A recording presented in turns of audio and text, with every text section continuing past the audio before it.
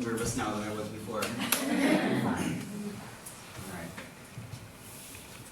All right, I am Doug Frankish. I've been teaching for 12 years, most recently at the American School Foundation of Monterrey in Mexico, and this year I'm transitioning between being a classroom teacher and to being a tech integration specialist.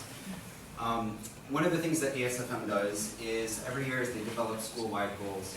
Those school-wide goals align with the school mission, they align with the school vision, which is a great thing because it gives us a sense of purpose.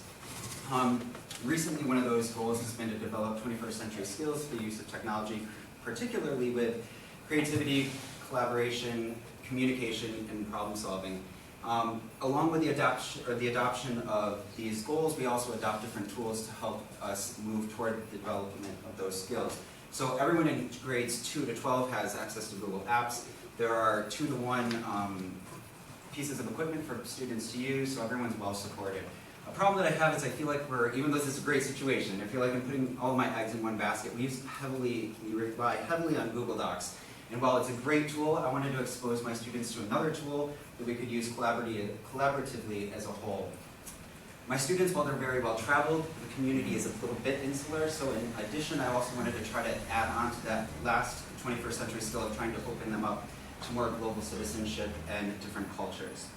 So, not knowing where to turn, went to my PLN, did some Twitter hashtag searches, read some blogs, contacted colleagues, and eventually came up with the idea of trying something out called Mystery Skype.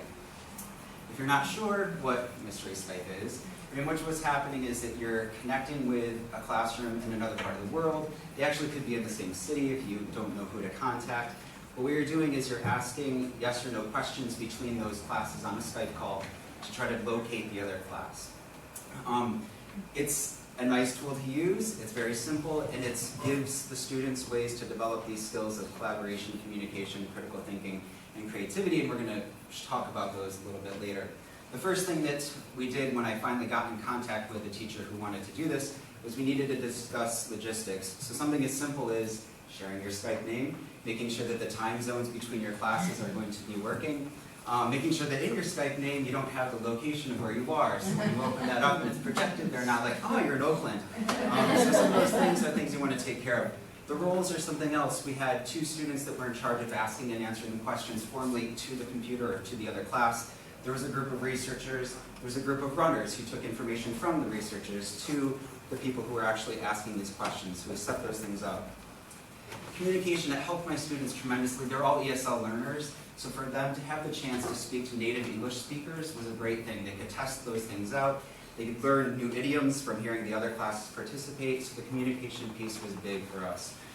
Collaboration was key too, because I wanted that team experience and I wanted them to build themselves together.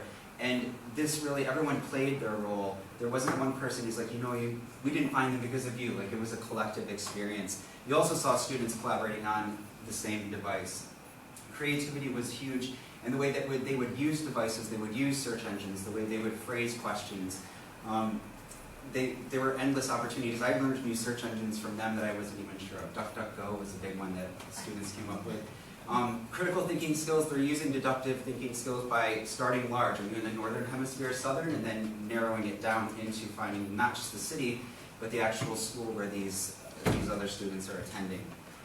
They were also developing life skills, which would mean, like, you would see natural leaders come out of this.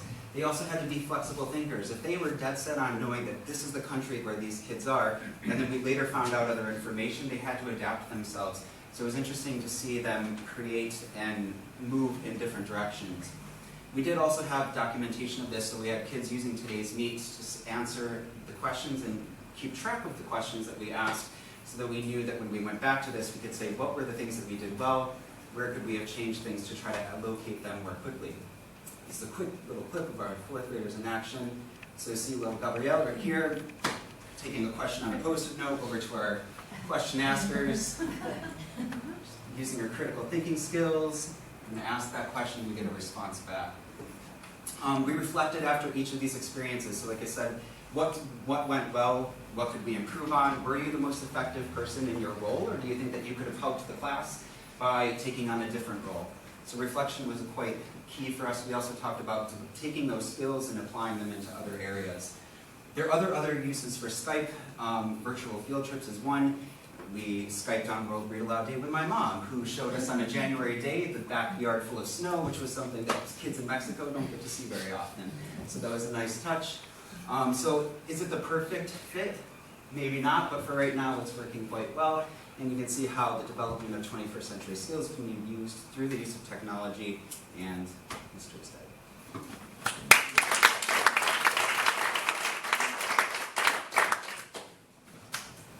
Questions? How often would you do it, and how much time would you set aside for an average? We did it 3 times throughout the year, and we practiced a couple times before our initial Skype. The 3 calls that we took were less than an hour. So it was, I don't know, we allowed it like 45 minutes to an hour.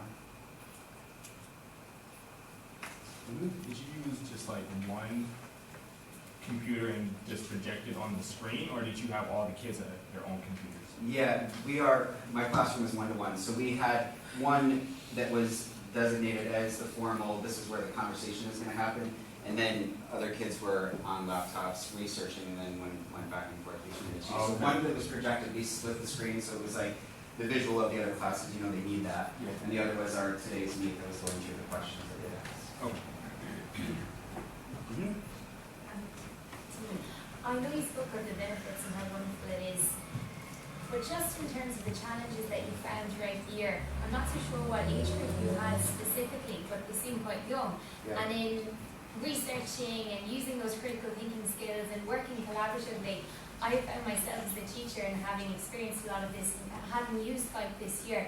You know, there are challenges as well that sometimes kind of brush under the carpet because, you know, we should really focus on the positive. But just it would be interesting speaking to another teacher, what did you find that have needed some work throughout the year to help them along the process? Today's meet was a big one. Like using that back channel, there was always like hi. Yeah. Like, I obviously didn't screenshot that part. But like those things, like digital citizenship was definitely a big piece of this, and like it was the same thing. Kids would have Google Docs open in between. Like it was a lot of training, and it's not perfect, but it's like the continual conversation about those things as they happen is what we try to do. So it wasn't just like an isolated lesson saying like this is when we're going to talk about this. We would refer back to those moments as much as we could. But we would have a firm discussion before we went through that process. But it's still learned. I don't know. This was the first year that I experienced it, and I learned very long with them. Do you feel that towards the end of the year, they became more fluid with the way they were interacting? And Sure. Yeah. They knew it was like the first few times the other class found us first, and that was a pretty big motivator for them to be like, we gotta get our stuff together. Like, we can't have our last one. We can't. It's not that it's win or lose, but you know it's gonna happen. You plan to continue? Next year I won't be in the classroom, but I have a couple of people in mind that I don't want to stop doing it because I think, like I said, especially with our clientele, they're well traveled, but they don't really experience those other cultures. So it's something that I still would like to push especially among that grade level. I teach 5-, 6-year-olds, and I've done it quite a bit now this year. But what I do is I bring some older children in to help us, and we assign roles in advance, and everybody knows exactly what their job is on that day. Like it might be looking after the atlases, or if we have access to Google Maps, that's great. We don't always have that. I think that part of it is really important, that everybody knows what their job is. And then we have greeters, and we have everybody, as I say, has their different role. We play a game, first of all, of rock, paper, scissors, to see who goes first to ask the first question. And they love that, and it kind of breaks the ice and the start of it, you know. But I think assigning the roles in advance, and we've different sets of questions then, once we discover if they're maybe in America or if they're in Asia or wherever they are, then we kind of branch into questions for that region, you know, that we have set up in advance. So you get used to it and you get more proficient at it the more you do it. Yeah, which is, I think why the reflecting piece was good for us as well. Like, what roles worked well for you? Yes. It's not easy for me. I'm because very kids are better at so other things. You know, like, I'm good at creating the structure, but when it's time to let them go and kind of do it, I'm like,